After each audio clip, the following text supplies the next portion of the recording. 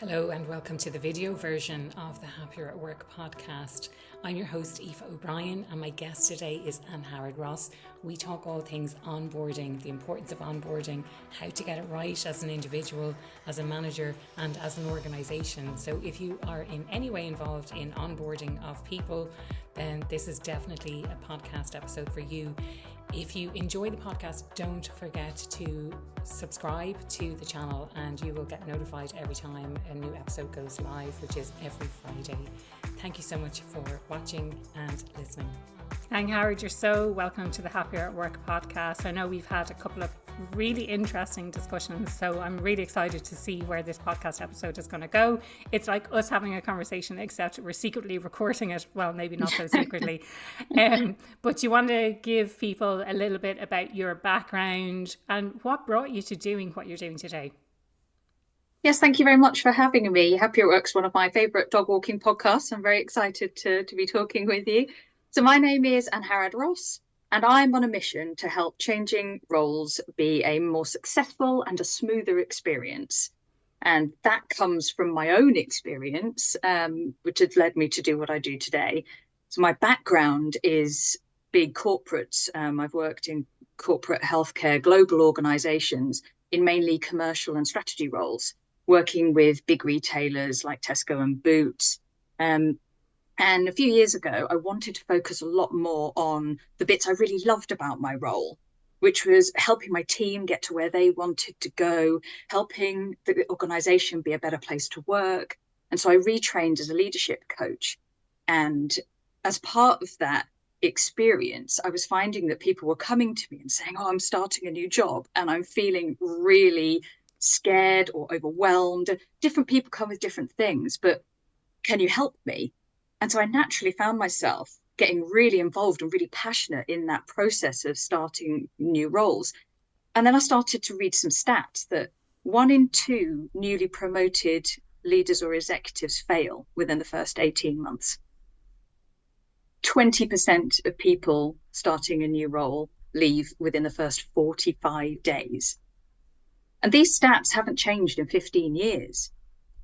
And I just thought, there's got to be something that I can do to help with this.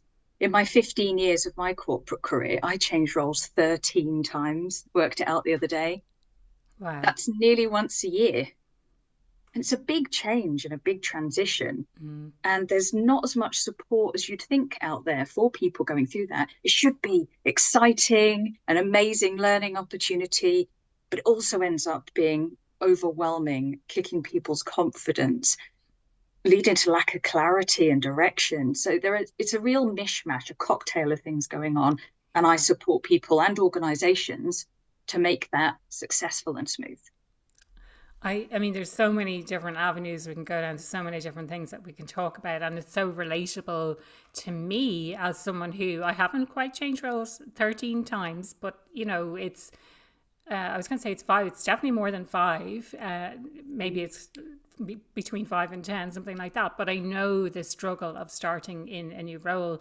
And I think one of the other things to illustrate or to highlight why we connected so well is we're coming from that similar type of background. So the kinds of organizations that you previously worked in would have been the kinds of clients that organizations I worked in, the global market research companies, would have had your companies as clients, basically. And I think we just had a lot of similar interests, a lot of similarities there, and a lot of mutual connections as well, which really, really helps. But those stats, I mean, I'm like, where do we start? 20% of people leave within 45 days. And I suppose from what you're saying, Angharad, like one of the things I'd love to dig into is both sides of that equation. So from the individual side, and this is something I'm particularly passionate about. From the individual side, how do I make better career decisions for myself? And then from an organization side, well, how do we create that environment where people want to stay, and they want to stay for the long term? They want to feel fulfilled at work and do their best work. So any thoughts on, from an individual perspective, like why do you think people leave within 45 days? I think you're right that there's responsibilities on both sides. But from an individual's point of view, I think I hear a lot about it's not what I thought it was going to be. Yeah. And I think sometimes that's maybe a lack of clarity in the recruitment process, but also it not being clear when they get into a particularly a new organization I'm talking about now. I think that's the toughest transition, right? You're Yeah. changing jobs, you're changing organizations. Um, there's a lack of clarity when they start as to what does good look like here. Mm. Does that fit with my values? Am I going to get along here? Um, I've had a role change a week before I started at a new company. Wow. It can, it's not always what you expect it to be when you start. So there's a lot of that, but intention to quit is usually one of three things. There's a dissatisfaction with the job. That could be it wasn't what I thought it was, or I'm not enjoying this. A lack of commitment to the role and the organization, and stress. Those are usually the three kind of top reasons that anybody would consider quitting. But when you start a new role, that's almost magnified because there's so much uncertainty around those three areas, and there's extra stress, there's extra lack of clarity. It's just like everything is so much more intense in those first 3 to 6 months. Mm. And layer on top of that that you're much more likely to feel lack of confidence, imposter syndrome, which I know is something you're very passionate about. It's a very intense time. So Yeah. I think those usual reasons to quit are there, but they're magnified Yeah. when you're walking into a new situation. Mm. So there's, from an individual's perspective, those are definitely things that are on their mind. Mm. And from an organizational perspective, you can hear even just from that list that there's lots that they can be doing to create the right environment Totally. Yeah. for that person to succeed in Mm. those areas and to be happy and to stay. And 70% of people who experience an amazing onboarding experience are more likely to stay for 3 years plus. Wow. And like what you're talking about ties in somewhat to the research that I did. It wasn't directly about onboarding and it wasn't directly about quitting, but it was more about how do we get better levels of engagement. But within that, I looked at things like intention to leave and I looked at how long do people stay, not directly related to the onboarding as such, but in relation to the alignment and the fit within that organization. And that's something to me that's screamingly obvious that during that process, and maybe we take a step back and be like, before we get to onboarding, there's an entire process of hiring someone. This is when obviously when Yeah, you're starting in a new job, but also if you're moving to a new role within a different team, there's an entire process around that, and they may have a subculture that's different to the culture that absolutely. is Yeah, yeah. already there. But there's so much that we can do on both sides, and again, as an organization or as a hiring manager or as someone who's involved in the interview process, it's about being as transparent as possible. This is what it's like here, this is the problem we need you to solve, rather than kind of sweeping things under the carpet and hoping that once someone joins they're not going to notice all of the issues that are going on. And then from an individual's perspective, being really open and honest about what you can do and what you're prepared to do and what you're really looking forward to in terms of challenges in the new role. I think from both sides, it's really, really important to be open, honest, and transparent about those things. Absolutely. I think communication is often where a lot of this falls down, isn't it? And that leads then to this lack of commitment, lack of understanding when people start the role. It all starts way before.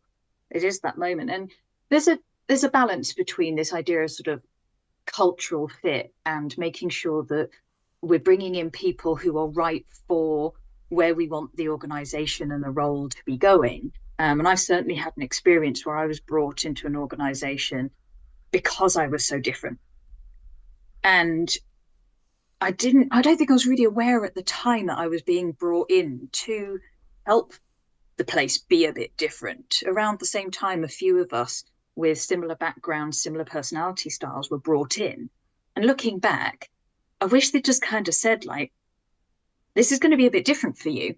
This Yeah. isn't our usual way of doing things, but we would really love you to bring some of this rigor, drive for results, and pace that we can see that you've got naturally and from your previous experience. We'd love more of that in our organization. Mm. Instead, I kind of went in knowing the culture was going to be different. I had the shock of my life. Mm. I'm going and doing left, right, and centre at my usual pace in my usual way. and I am irritating people left, right, and center, not getting things done. And I was deeply unhappy. I thought, I'm not going to make it to a year. Mm. This has been a massive mistake. I don't know what I'm doing here.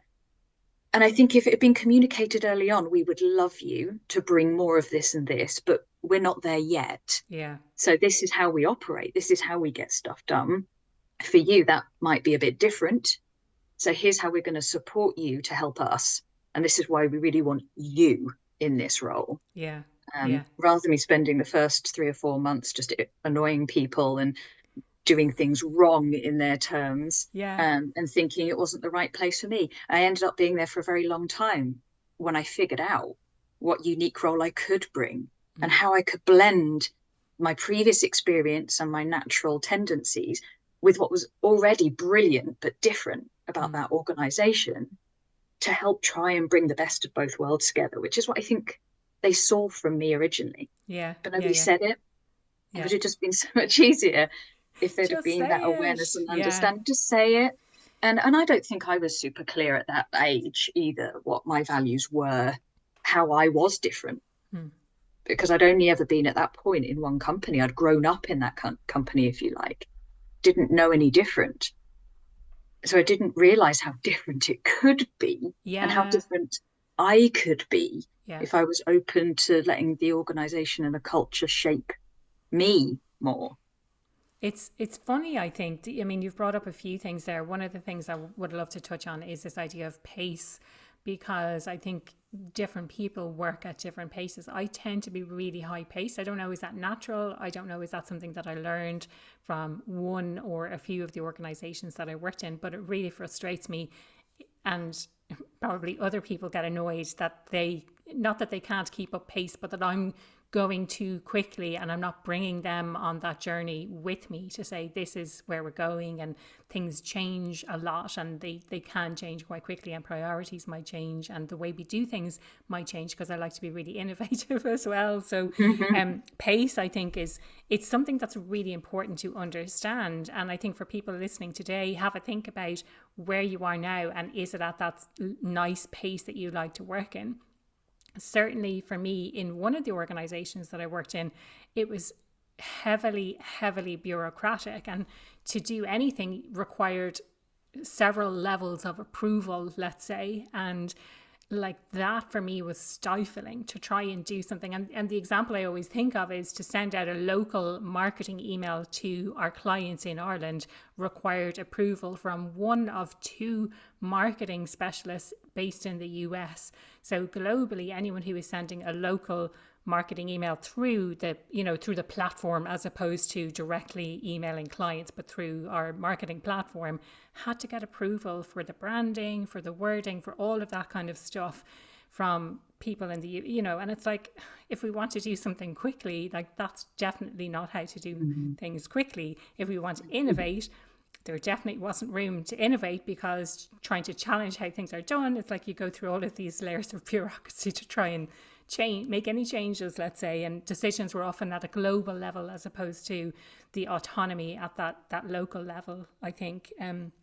So pace, I think, is something that's really interesting. And I'd love to explore a little bit about, how did you have this realization that you were kind of a bit different, that you didn't quite fit in, and how did you make that transition then to, I actually love this, and you ended up staying for much longer?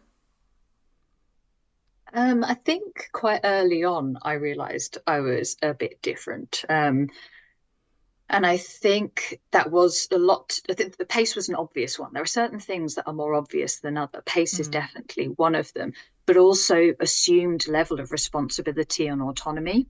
Okay. So I came from an environment where there was a high level of autonomy, almost to the point of if something went wrong, it was your fault. Yeah. And it was never intended to be like that, but it's naturally ended up being that way sometimes. So I was used to taking full responsibility for everything, and I'd just go and do something. And then people were like, well, it's not your business, it's our business.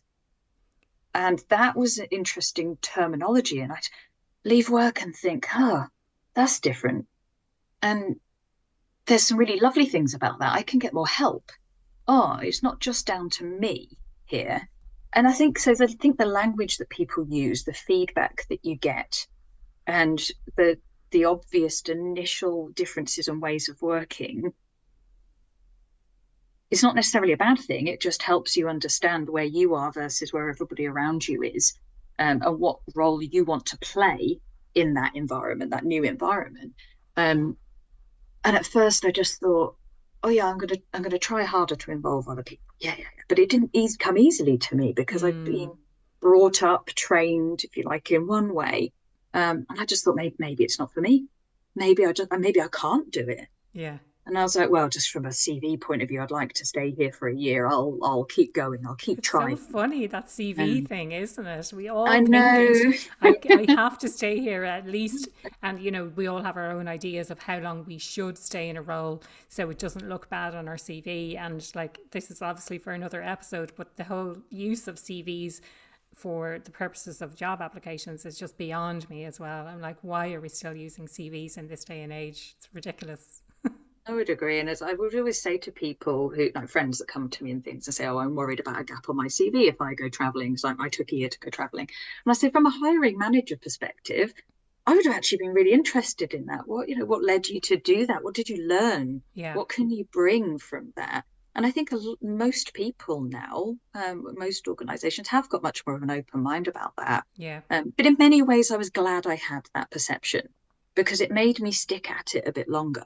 yeah, And on any change curve, we talk about kind of 8 weeks to really start going through the process. For new roles, they say about 3 months to feel like you know what you're doing, 6 months to be really performing, a year to be really have seen a cycle through. So it does take time. Time is mm, definitely going to be part of it to understand how do things get done here and how do I best bring my best self to this situation.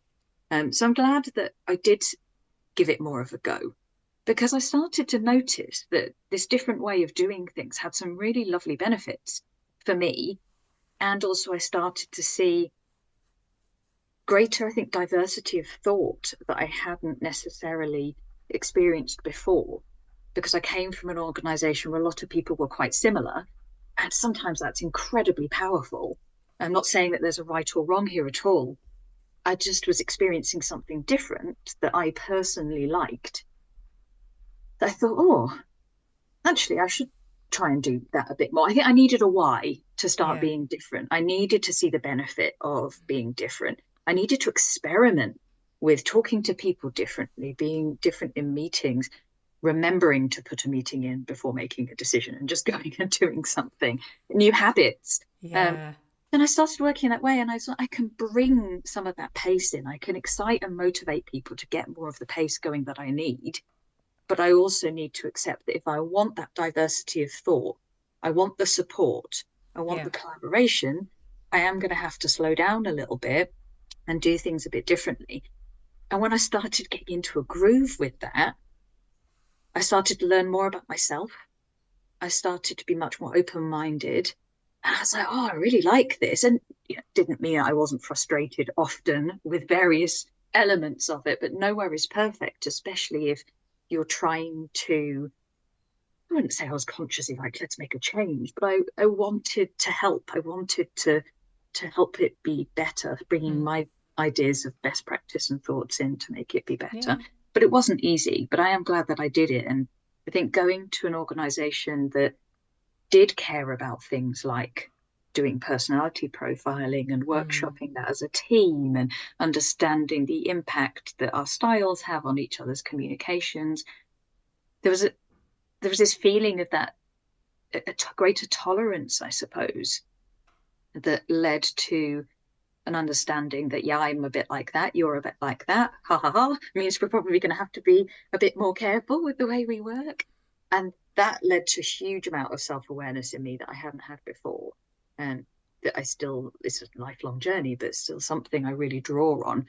So yeah, I think that when you're in a completely different environment like that, if you're open to letting it shape you a bit, take the best bits, bring what you've got from elsewhere, can you actually make a difference? Can you make it be what you want it to be? those are my reflections from that experience. But this wasn't an easy time, and because I was Yeah. quite relatively early on in my career, it was real learning. I think I'd look at it a bit differently now and probably Yeah. save myself a lot of stress and And emotion. but was that conversation ever had? Like this is my question is you noticed you're like, oh wait a minute, I'm a little bit different, but I'm similar to some other new people who've joined. And you upon reflection, you're like, oh, they brought me in to kind of bring a bit more pace to this organization. But was that conversation ever kind of brought to light? Like, did you have that conversation ever with someone, whether it was raised by you or raised by someone else? Not that I can remember. And I don't know if they consciously brought us, there were three or four of us that stayed. I don't know if it was conscious from their point of view either. Okay. I Yeah. think Yeah. they Yeah. were like, oh, I can see that that approach would be really useful. Yeah. Yeah. We want to be more results driven. We want to be more analytical. Mm. Let's bring this in. So I don't know if it was conscious. Um, but no, that conversation was never had. I remember in my interview, one of the interviewers said, "Oh, are you quite blue?" And I said, "I'm sorry, what does that mean?" And they said, "Oh, are you very analytical, structured, etc." I was like, "Yes, I am. That is Yeah. absolutely me." And they were like, Yeah. "Hmm." Yeah. But And you that have was blue pretty and much all that red. was said. If you have the pace, then it might be a bit of red and kind of red balanced with I'm blue. very blue red. For those Yeah. that do, or DC for those that do disc, I'm a disc practitioner. If anybody's into that, which I massively am, because of this experience I had, I think I really Mm. see the value in it.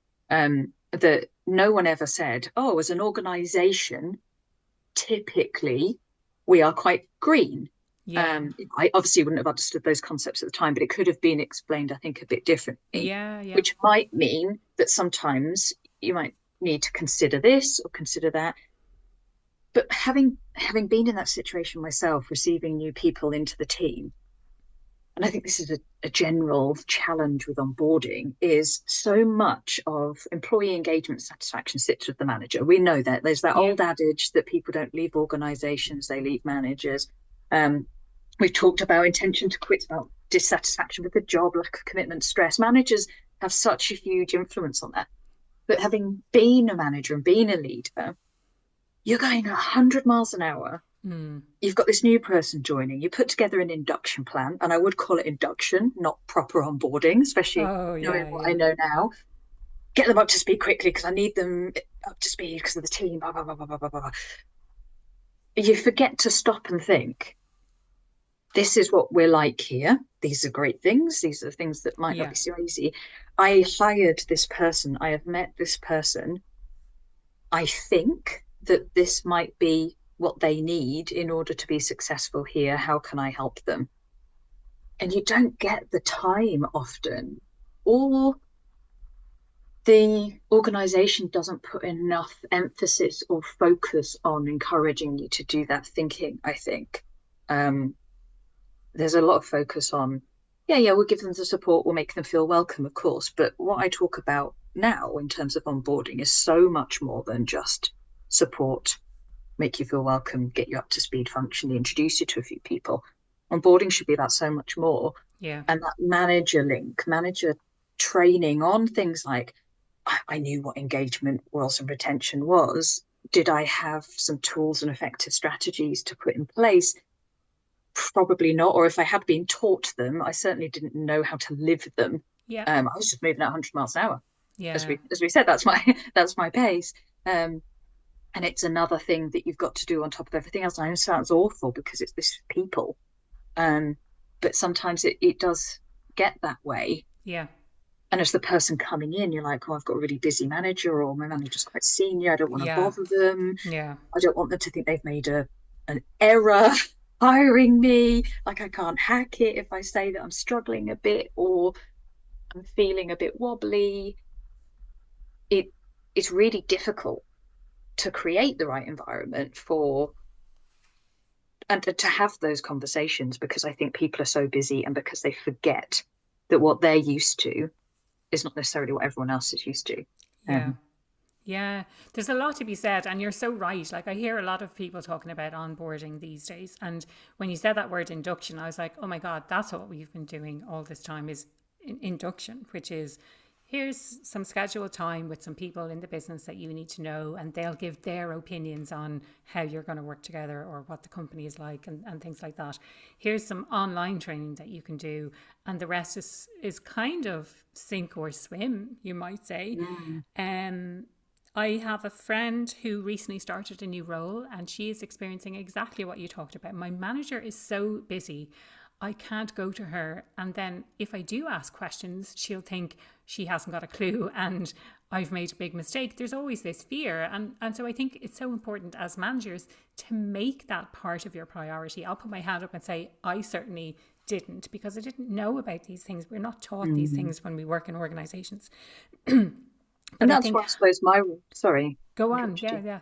Because I think that's why I'm so passionate about doing what I do, because I do think you need someone from outside to say, for your organization, these things are going really well, and this is Mm, your style, and that's great.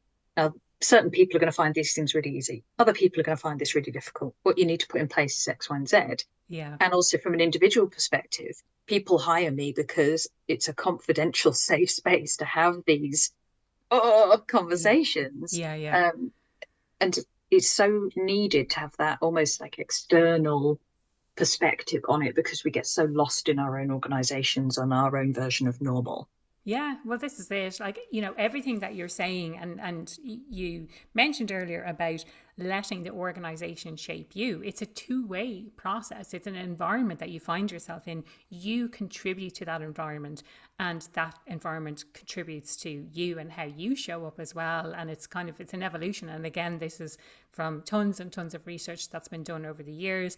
It formed part of my secondary research. It didn't kind of make it to the final cut of what I included, but it's something that I learned about and maybe hadn't really thought about. You just think culture is this one thing, and then you join an organization and you have that same kind of attitude or values, or you don't, but actually you're shaped by both. And I think from our previous conversations, and we've sort of touched on it from today's conversation, is you went from one organization and that's all you knew to entering this very different setup, very different pace, different values, different ways of operating. And it's really jarring, I think, when something like that happens, when you weren't, especially when you weren't expecting it, where you're like, oh, it sounds like I'm going to be a great fit based on the conversations I've had during the interview Yeah. process. It sounds like, I'm going to be a great fit into this culture. And then it's a bit of a shock where you're like, wow, these people are really different. They operate in such a different way than I do. But having some sort of a framework or guidelines or something to ease that process, I think, is beneficial on both sides. Another thing that I found in my research is that it takes 3 years to really embed in an organization. So if someone stays there for 3 years, they're more likely to stay for much, much longer, because that's when loyalty starts kicking in, and that level of commitment, the emotional connection with the organization, kicks in after 3 years. That's not to say that an onboarding program needs to be 3 years, but we need to start thinking in the longer term of how much is it going to cost, and managers being held to account for people leaving. How much is the cost when someone leaves an organization within 45 days, within a couple of months, whatever it That's might huge. be?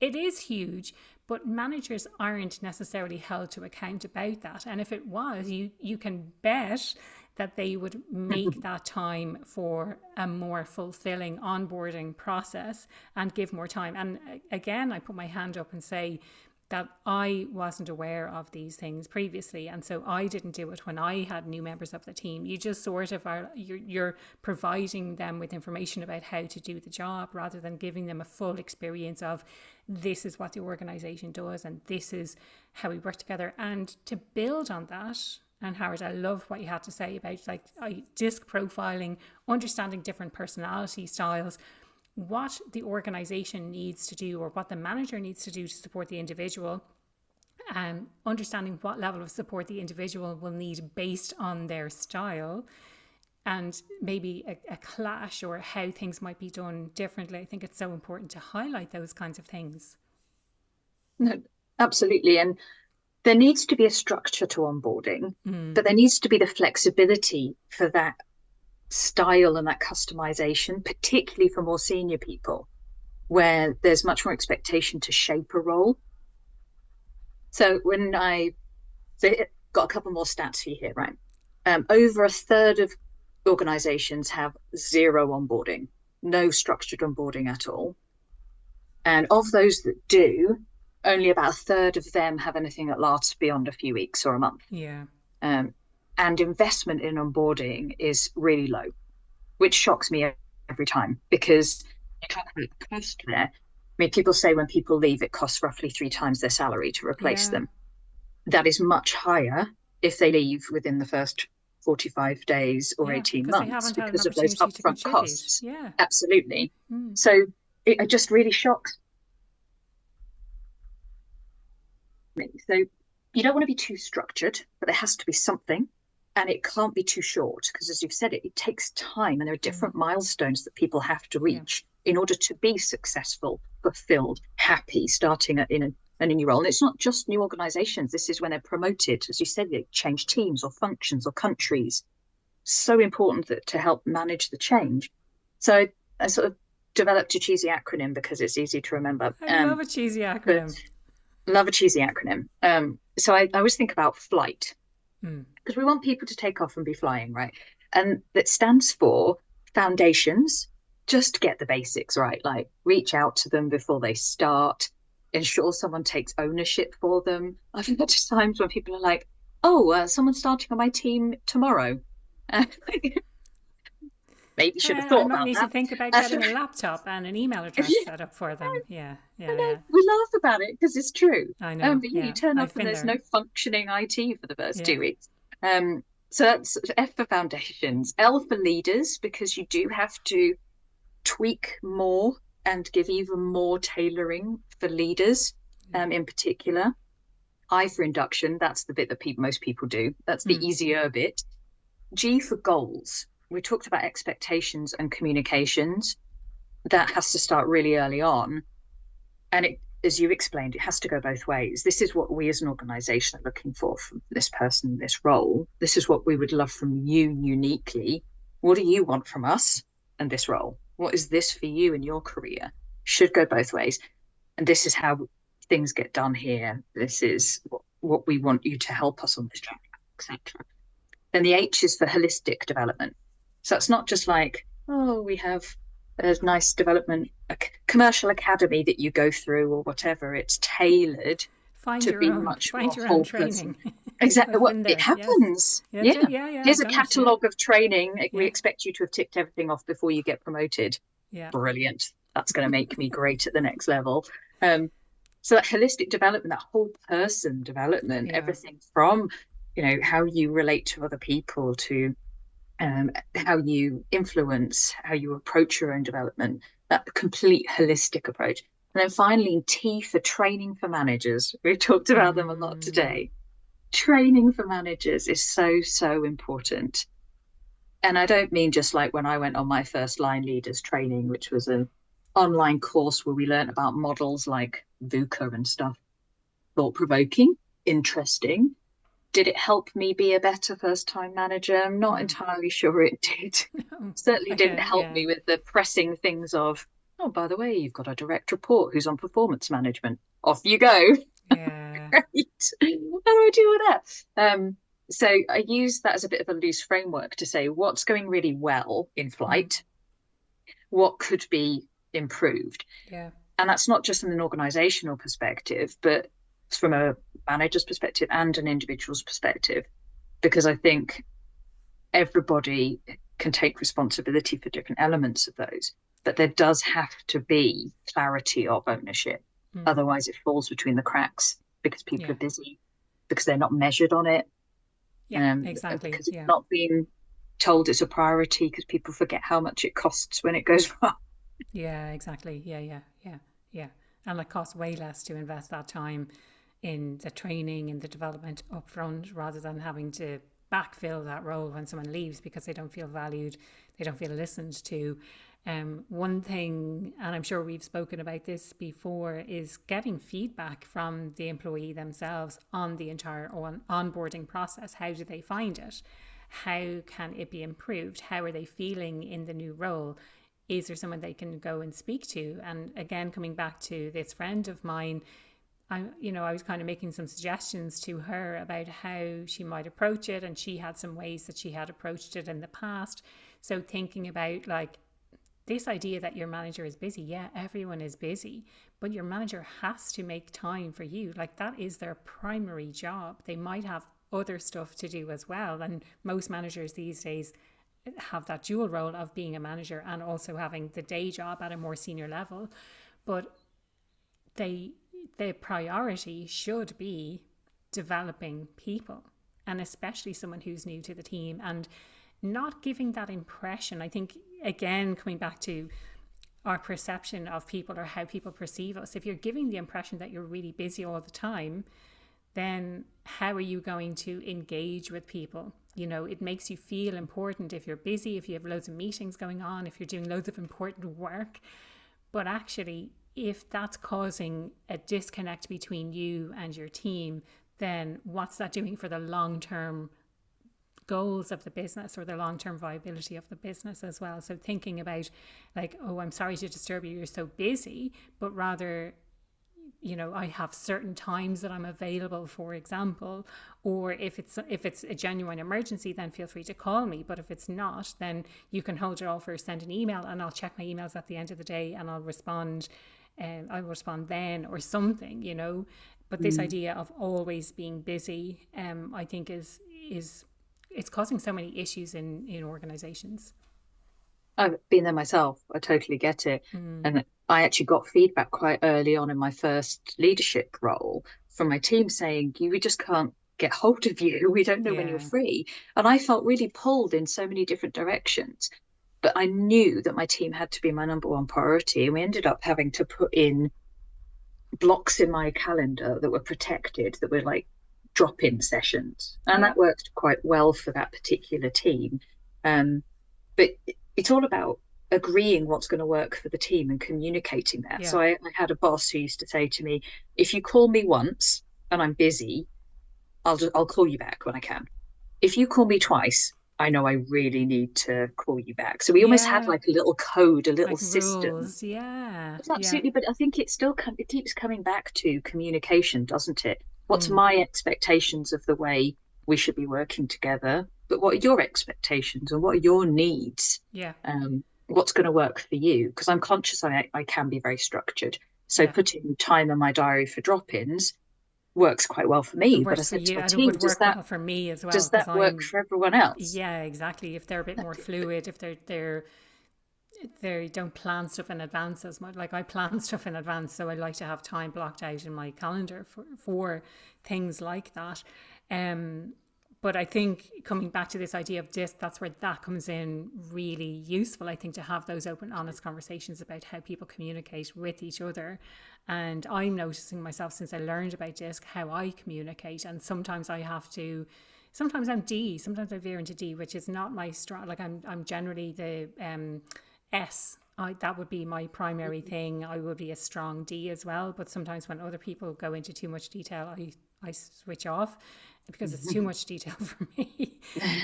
But I'm a strong S and a little bit of an I as well.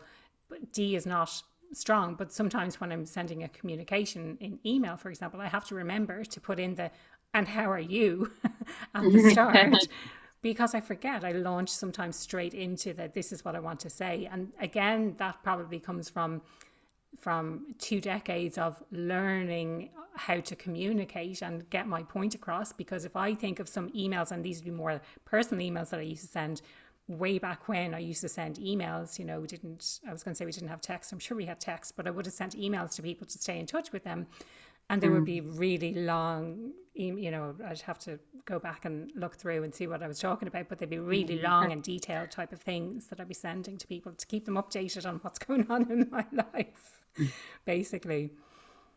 I think that's really interesting, isn't it? Because there's a danger with these sorts of things to pigeonhole people. You like this kind of thing, you like that kind of thing. And yes, that's a preference. But it doesn't mean that in actually this situation, I need this. Yeah. And I'm going to want to move quicker, or I'm going to want a summary. So we can't just make assumptions about people just because they have a natural preference or demonstrate a particular style. We've still got to be open-minded that in different situations it's going to drive different elements of that, and that we are, every one of us, different. Well, this is it. And like you say, it's more about having a preference. I wanted to kind of come back and maybe go a little bit full circle on based on our conversation. And that is this idea of balancing culture fit with where we want the organization to go and why you were brought into that second organization that you mentioned. And this idea of culture fit versus culture add, like that's a really prime example of that. For me, I always assumed or I always thought of culture fit and culture add being the same thing, because you want to bring in people who will fit for a particular reason, and that reason might be to grow the organization. But I think it's a really strong example of something that's worked really well. So I'd love to understand more about, I suppose, the influence that you were able to have on that, and bring you back to this example of, oh, I might need to set up a meeting before I make a decision and have a conversation about it. And my own interpretation of that is perhaps in the past they would have had several meetings, but you're setting up one meeting to get input and collaboration, and the purpose of that meeting is to make a decision. Now, I'm making all of these assumptions, but I'd love to know, is that kind of the change that you saw? Like, what did it go from? What did it go to? I This whole kind of idea of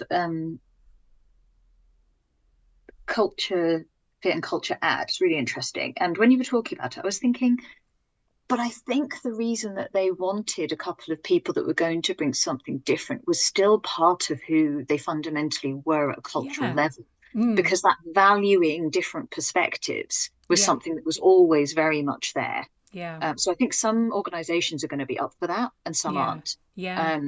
So I think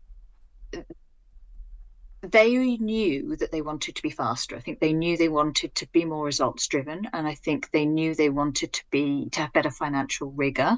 Not that they weren't good at those things; it wasn't the primary focus from a style point of view. Um, and so a few of us came in that was much more naturally our thing.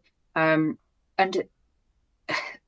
the sheer volume of meetings to make a decision and the lack of actually focusing on what is the decision that needs to be made here Yeah. was incredibly Yeah. frustrating. And I think it still is. I don't think that changed. I think I got used to it to a certain Okay. extent. Yeah. Yeah. But I think having someone coming in and going, I'm sorry, what have we just been talking about for the last half an hour?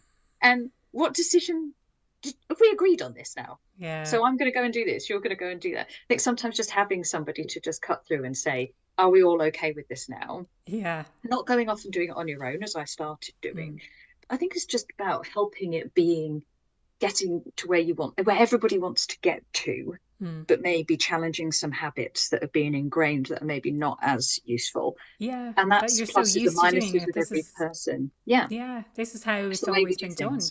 This is the way we have meetings. This is the way we make decisions. And let's reconvene next week to consider this other option. Whatever it might be. Mm-hmm. But like that, I've been there as well. But I think that brings a nice full circle to the conversation. We did touch on that at the start. But the question I ask everyone who comes on the podcast: what does being happier at work mean to you? Course, I thought about this in advance. It's the big question. And you know what? It wasn't as easy as I thought to come up with a real answer, because so many things make me happy at work. I think work should be a really fulfilling thing. Yeah. But for me personally, I've got to feel like I'm making a difference to people.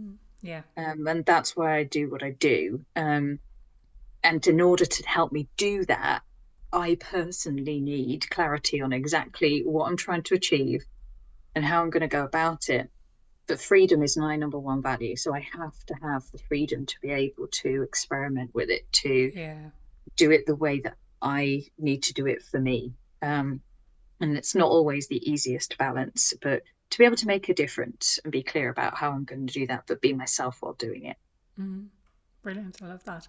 And if people want to reach out, if they want to connect with you, find out more about what you do, what's the best way they can do that?